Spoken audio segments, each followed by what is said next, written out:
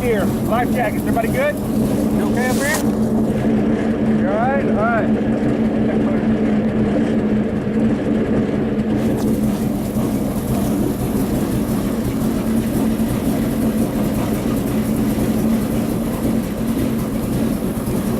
Alright, y'all can pull your headphones off a minute. I'm going to introduce myself. Take your headphones off.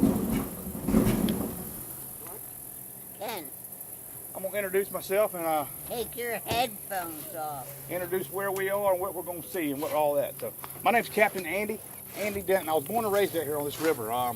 My granddaddy back in 1947 bought Camp Mack. So the place is home to me. I've spent a lot of memories here, and we still own a house there right in the middle of the camp, but that's about all. We don't own the camp anymore, just the airboat operation. But appreciate y'all coming out and ride with me. This lake to our right here is called Lake Hatchinahall. It's about a 6,500 acre lake. Shallow lake though, anywhere from say 8 to 10 feet deep. The Kissimmee River starts right here on the south side of Lake Hatchinahall, where it flows south. It flows south about 3 miles. It's going to hit Lake Kissimmee.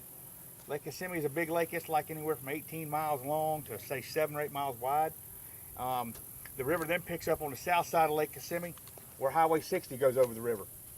They got a set of locks there, and then the river travels another say 70 miles before it hits Lake Okeechobee down there. Second largest freshwater lake here in the United States is Okeechobee. Freshwater? Yes, ma'am. That's where the river stops, but the water does not. They divert the water out of Okeechobee into what they call the Caloosahatchee River that crosses southwest Florida and dumps out there in Fort Myers, there in Charlotte Harbor. So as you can tell, pretty big waterway right here in the middle of the state. This is the headwaters of the Everglades down south. Most of their water down there comes from us up here. With that being said, I'm gonna back you up to 1960. Y'all remember where you were in 1960? Yeah. Yeah. One day, one morning, my granddaddy was sitting there by the store having coffee, and he looked down at the river and noticed the water was real murky.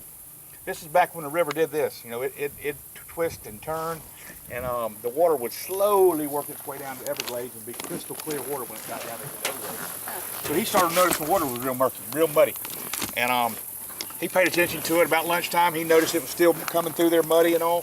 So he got in his little boat and he ran north. He crossed Lake Hatchinahall.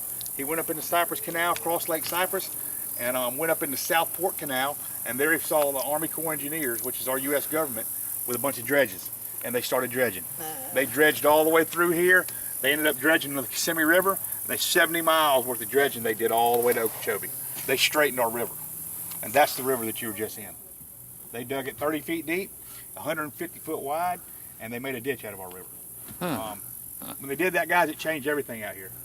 Still beautiful, still you know, all natural, except for that man-made water flow down.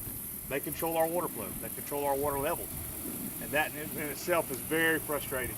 Very frustrating having man control our water levels. It's summertime. We get rain every day. Okay, this should be our wet time, right? Yeah. No, it'll be one of our driest times of the year. They keep us dry. They keep this water sucked out of here in preparation for a hurricane that might or might not come.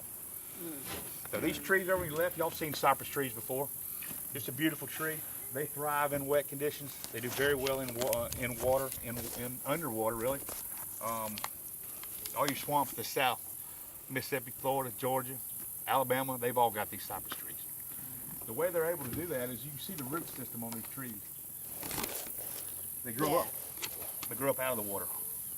If the water was to stay above those roots for any extended amount of time, that tree's going to push them roots up above the water level, allowing them to gain air and oxygen and for stability. But just a beautiful tree. Yeah. They got adorned with Spanish moss. Rumor has it that Ponce de Leon Spaniards brought it over here when they landed. The moss or the tree? The moss. The Yeah. moss. I don't know if I believe that or not, but it is Spanish moss. And ongoing debate whether it's choking that tree out or not. I don't buy it. Those trees are 150, 200 years old and they haven't choked them out yet. So, same with these oak trees. You know, it's got that Spanish moss in them.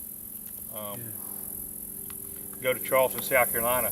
Those people love their moss.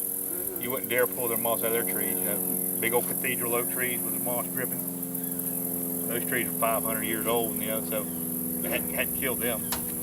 So I don't think it does. A lot of people think it does. Saw a couple bald eagles on the way out.